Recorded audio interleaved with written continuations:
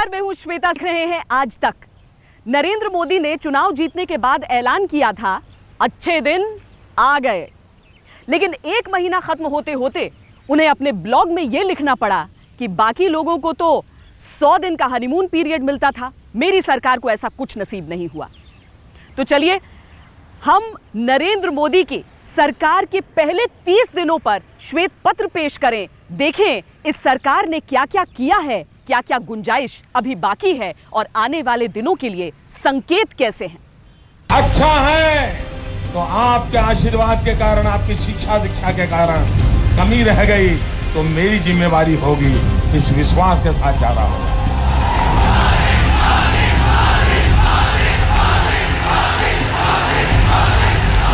आपने प्रमुख रूप से कांग्रेस पार्टी को या कांग्रेस गोत्र की सरकारों को झेला है 60 साल तक।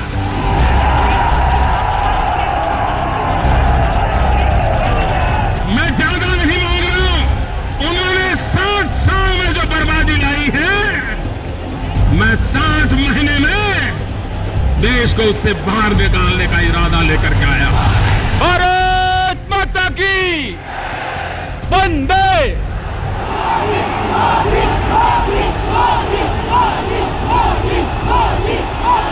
भाइयों बहनों, आज से लेकर के वहां तक की ये यात्रा है। अच्छे दिन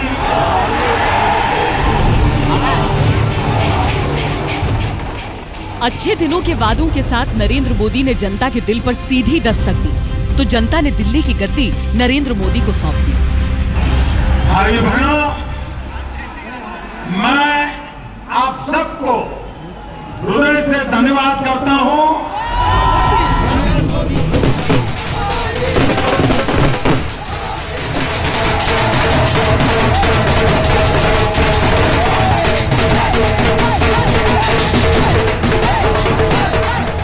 सवा अरब जनता की उम्मीदों का बोझ सच्ची श्रद्धा और निष्ठा रखूंगा।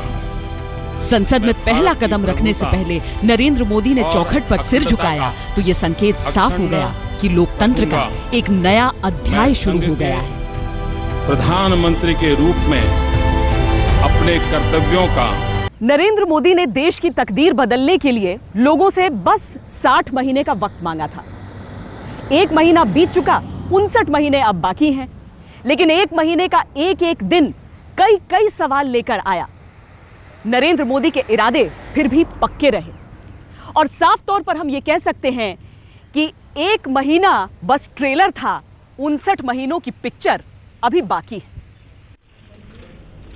सरकार से जुड़े लोगों को 18 घंटे काम की नसीहत देकर नरेंद्र मोदी ने अफसरशाहों को खुलकर काम करने की छूट दी, तो सरकार की तस्वीर बदलने लगी।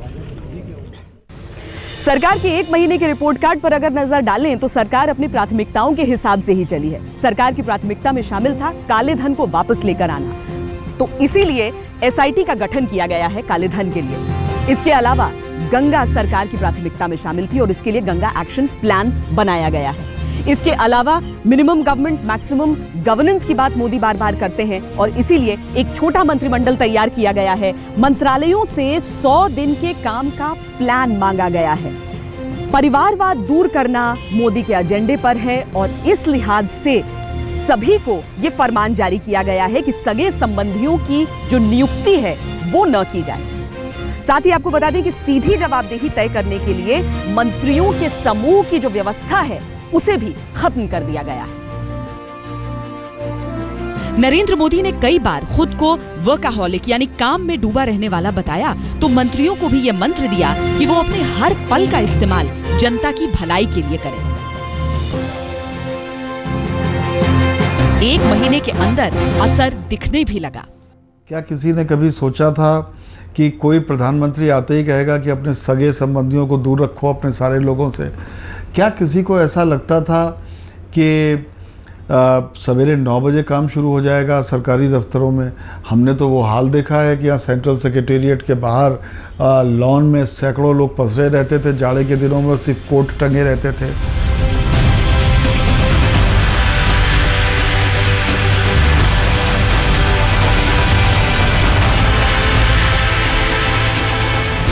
सरकार के शपथ ग्रहण समारोह में जिस तरह नरेंद्र मोदी ने सार्क देशों को न्योता देकर दुनिया को अपनी विदेश नीति का संकेत दिया था, उससे एक और कदम आगे बढ़ते हुए नवाज शरीफ की मां को शॉल भेजी तो दोस्ती के पैगाम को लेकर भूटान भी पहुंचे। आगाज तो अच्छा है और अंदाज भी समझदारी का है।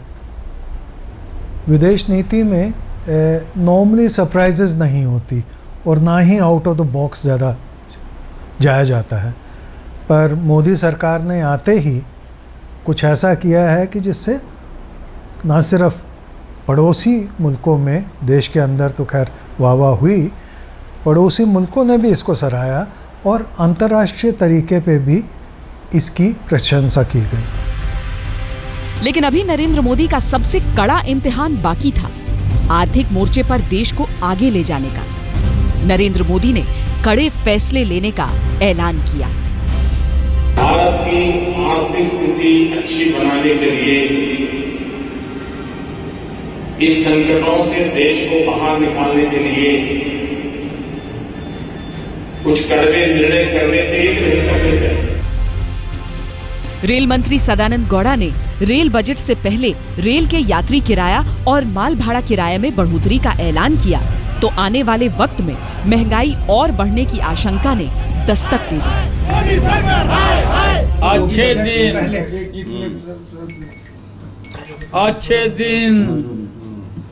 अच्छे दिन सब्ज बाग दिखा के देश के लोगों को गुमराह करके सत्ता में आने वाली एनडीए की सरकार, नरेंद्र मोदी जी की सरकार ने पहला आज तोप चलाया है देश की जनता के छाती पर, गरीबों के। तो अपने ही मंत्रियों के आचरण के चलते सरकार कई बार कटघरे में नजर आई।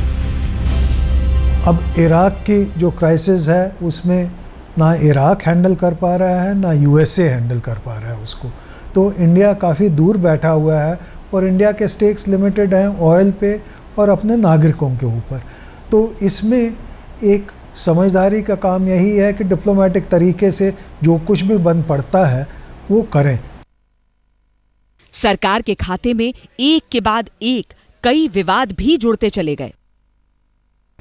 एक महीने के भीतर विवादों की भी भरमार रही। किन किन विवादों में मोदी सरकार एक महीने के भीतर घिरी है वो आपको दिखाते हैं। देखिए, धारा 370 को लेकर मंत्री जितेंद्र सिंह का जिस तरीके से बयान आया उस पर खूब बवाल मचा।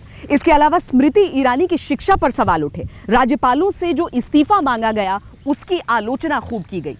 रेल किराए में जो बढ़ोतरी की गई है उस पर भी खूब बवाल मचा है। रसायन उर्वरक मंत्री निहाल चंद पर बलात्कार के आरोप लगे और इसके साथ ही जो संकेत मिल रहे हैं कि बिजली, तेल, गैस ये सब महंगे हो सकते हैं, इसे भी लेकर खूब हड़कंप मचा। चौतरफा हमलों से अकुलाए नरेंद्र मोदी ने अपना जवाब ब्लॉग लिख कर दिया, जिसमें गुजारिश थी कि महीने भर के काम को लेकर किसी नतीजे पर न पहुंचे। अभी तो सरकार का हनीमून पीरियड भी खत्म नहीं हुआ है। हर सरकार के पास मीडिया के मुताबिक एक हनीमून पीरियड होता है। पिछली सरकारों के पास ये सुविधा थी और उनका हनीमून पीरियड 100 दिन का था, लेकिन जाहिर तौर पर मेरे पास ये सुविधा नहीं थी। 100 दिन छोड़िए, मुझ पर 100 घंटे के अंदर ही कई आरोप लगने लगे। लेकिन राष्ट्र हित के लिए काम करते वक्त ऐसी बातें मायने नहीं रखती। नरेंद्र मोदी को सत्ता तक पहुंचाते हुए लोगों ने सतरंगी सपने बुने थे। नरेंद्र मोदी को एहसास है कि उन सपनों के रंग कैसे बरकरार रखने हैं। लक्ष्य उन्हें मालूम है, लेकिन सही रास्ता तय करना है। सौगंध मुझे इस मिट्टी की, मैं देश नहीं मिटने दूंगा, मैं देश नहीं मिटने दूंगा, मैं देश नहीं झुकने दूंगा। हिंदुस्तान की आन बान शान के प्रतीक और समुद्री सीमाओं के निगहबान आईएनएस विक्रमादित्य पर नरेंद्र मोदी ने हर कदम बड़े ही आत्मविश्वास के साथ बढ़ाया। यह आत्मविश्वास हिंदुस्तान की जनता से किए उस वादे पर भरोसा करने के लिए था कि मैं देश नहीं मिटने दूंगा। भारत सुरक्षित होना यह सबसे पहली शर्त होती है और सुरक्षित भारत के लिए सबसे बड़ी ताकत होती है, चाहे वो नौसेना हो, थल सेना हो या वायुसेना हो, हमारे जवानों का सामर्थ्य, उनका त्याग, उनकी तपस्या। फाइटर प्लेन में कैप लगाकर पायलट की सीट पर नरेंद्र मोदी जिस अंदाज में बैठे, वो अंदाज हिंदुस्तान की जल सेना को यह विश्वास दिलाने के लिए था, मनोबल ऊंचा रहे, मैं हूं ना। नरेंद्र मोदी प्रधानमंत्री बने तो पहला दांव कूटनीतिक खेला। सार्क देशों के राष्ट्राध्यक्षों को शपथ ग्रहण का न्योता भेजा। पाकिस्तान के प्रधानमंत्री नवाज शरीफ भारत आए तो उनकी मां को एक शॉल भेंट की। नवाज शरीफ ने नरेंद्र मोदी की मां को एक साड़ी का भेंट दिया। लग रहा है कि भारत पाक रिश्तों में एक नई शुरुआत हो सकती है। हिंदुस्तान की सीमाओं के विवाद अक्सर पड़ोसी मुल्कों से रिश्तों को तल्ख बनाते आए हैं। एक तरफ चीन का ड्रैगन फुंकारता रहता है, दूसरी तरफ पाकिस्तान का आतंकवाद झुलसाता रहता है। बांग्लादेशी घुसपैठी लगातार चिंता का सबब बनते हैं तो श्रीलंका के साथ रिश्तों से तमिल समीकरण बिगड़ने लगते हैं। Very pleased to be in New Delhi at the invitation of Prime Minister Modi. Yesterday I attended his oath-taking ceremony. He invited me and I felt great pleasure in responding positively, and I also feel privileged to be here in Delhi after a very long time.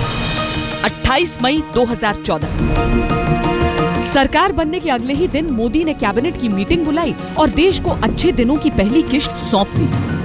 काला धन वापसी के लिए SIT गठित कर दी, जिसका नतीजा ये हुआ कि स्विस बैंक की तरफ से काले धन पर चर्चा शुरू होने लगी। अपनी पहल पे वित्त मंत्रालय आज स्विट्जरलैंड के जो उपयुक्त अधिकारी हैं उनको लिख रहा है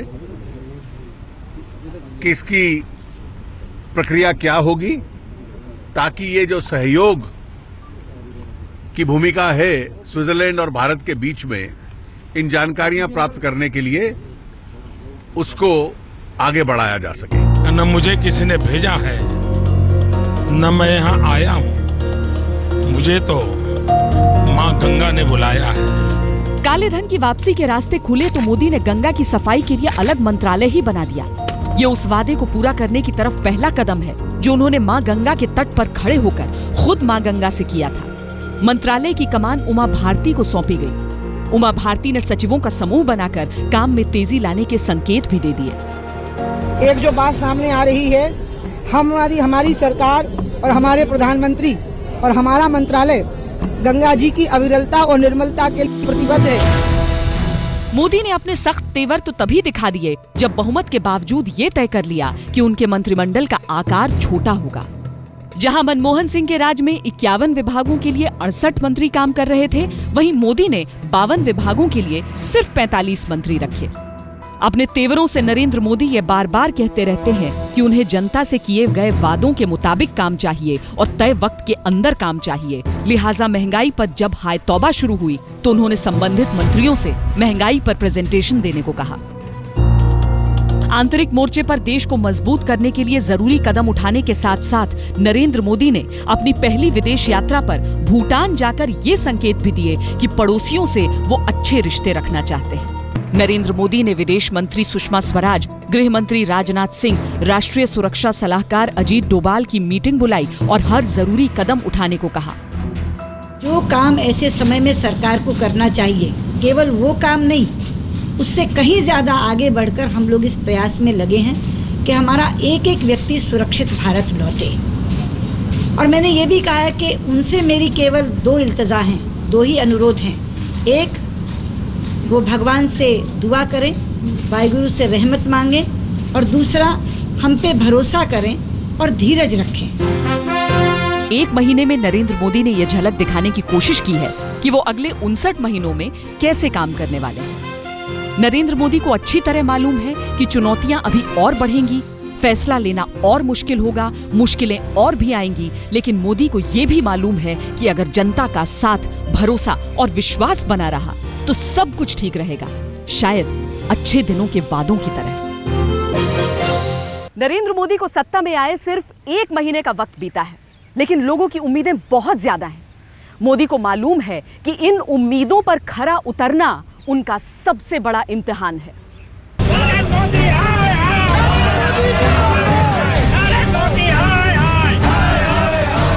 चलाना थोड़ा तो डिफिकल्ट है, लेकिन जो लोअर क्लास है उसको तो बेसी तकलीफ होती है। अभी जो प्याज के प्राइसेस जो बढ़ते चले जा रहे हैं, हमारे पेरेंट्स के लिए बहुत ही डिफिकल्ट होते जा रहे हैं। इन लोगों ने हिंदुस्तान की जनता के साथ धोखा दिया है, झूठ बोला है, फरेब करा है।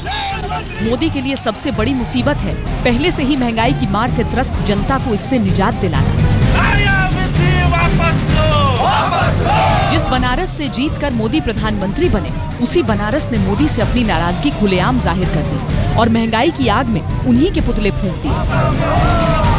हालांकि मोदी ने कड़वी दवा पिलाकर अर्थव्यवस्था को ठीक करने के संकेत जरूर दिए।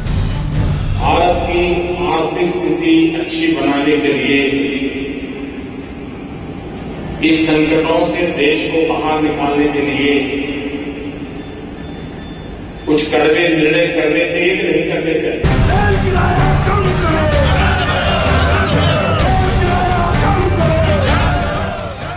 तो ऐसे आसार दिख रहे हैं कि पेट्रोल डीजल आने वाले दिनों में महंगे हो सकते हैं। हालांकि अभी के लिए यह फैसला स्थगित किया गया है। 3 महीने तक रसोई गैस के दाम नहीं बढ़ेंगे, लेकिन थोड़ा थोड़ा करके रसोई गैस महंगी होने के संकेत जरूर मिल रहे हैं। इसके अलावा चीनी कहीं 2 रुपए तो कहीं 1 रुपए महंगी हो चुकी है। सब्जियों के महंगे होने की खबरें भी हमारे सामने आ रही हैं। सरकार की दलील है कि वो तो मनमोहन सरकार के किए को भुगत रही है, लेकिन विपक्ष कहता है कि मोदी की कलई खुलने लगी है। मैं मानता हूं कि महंगाई दिन प्रतिदिन बढ़ेगी। ये तो ट्रेलर है उनका, अभी तो और आगे आने वाले भविष्य में महंगाई जो है वो सर चढ़ के बोलेगी। जनता के असंतोष और विपक्ष के इस विरोध के बीच अभी नरेंद्र मोदी के सामने सबसे बड़ी चुनौती देश का आम बजट पेश करने की होगी। नरेंद्र मोदी को जो विरासत मिली है, उसमें एक तरफ है खस्ताहाल अर्थव्यवस्था, दूसरी तरफ विकास की धीमी रफ्तार। नरेंद्र मोदी ने लोगों से यह तो कह दिया कि अच्छे दिन के लिए उन्हें कड़वी घुट्टी पीनी पड़ेगी, लेकिन उन्हें इस बात को ध्यान रखना होगा कि कड़वी घुट्टी कहीं जहरीली न लगने लगे। जाहिर है इन चुनौतियों के बीच मोदी सरकार के लिए लोक लुभावन आम बजट पेश करना आसान नहीं होगा। बजट भी आने के बाद काफ़ी मेजर्स हो जाएंगे जिससे लगेगा कि इन्फ्लेशन कम हो गया और ग्रोथ बढ़ गई। महंगाई और बजट के बाद मोदी सरकार के लिए काले धन की वापसी भी किसी चैलेंज से कम नहीं है। 24 घंटे के आने के बाद पहले कैबिनेट के अंदर ही एसआईटी जो काले धन के ऊपर, विदेशी काले धन पर काम करे, उसका गठन हो गया। तो सरकार निर्णय ले रही है, तो हमें इसका स्वागत। आज तक में वक्त हो चला है एक ब्रेक का। इसी खबर पर हम बने हुए हैं, लौटेंगे बस इस ब्रेक के बाद।